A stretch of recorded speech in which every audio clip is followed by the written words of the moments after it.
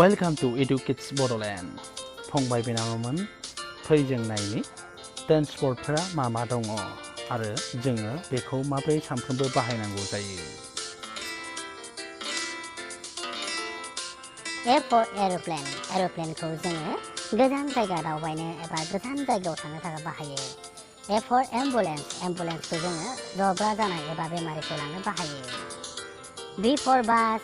Busखौ जोङो खाथि आरो गोजान दावबायनो थाखाय बाहायो। B for bicycle. Bicycleखौ जोङो ससे जायगाखौ थांनो बाहायो। B for boat. बेखौ जोङो दैयाव बा दैसा दैमा बारनो थाखाय बाहायो। C for car. कारजों जोङो दावबायनो हायो। D for dump truck. बेजों जोङो बेसादफोर मुवाफोर रोगानो हायो। E for e-रिक्शा. ई-रिक्शाजों जोङो ससे जायगाखौ थांनो थाखायबो बाहायनाय जायो।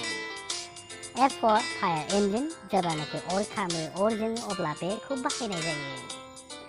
G for golf cart.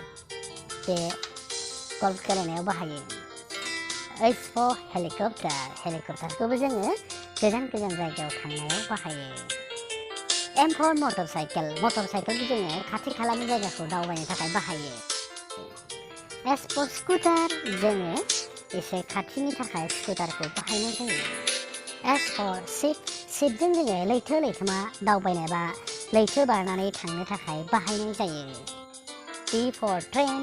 बेखौ जोङो गोजान जायगा आरो खाथिनि थाखायबो बाहायनाय जायो।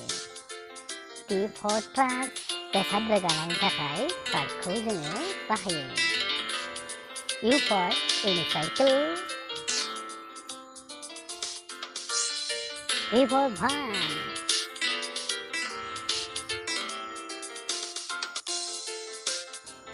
फंबाय बिनानावमोन बे भिडिअनि गेजेरजों जोङो ट्रेन्सपर्टफोरनि सोमोन्दै मिथिनो मोनबाय।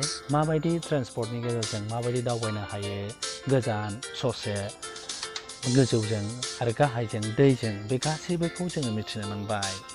उननि समाव जोङो गुबुन आयदाखौ लानानै भिडिअ लानानै फैगोन। लोगोसे बुंखानाय जादों सल'बाथा खोन्थानायनिबो राहा लानाय जादों।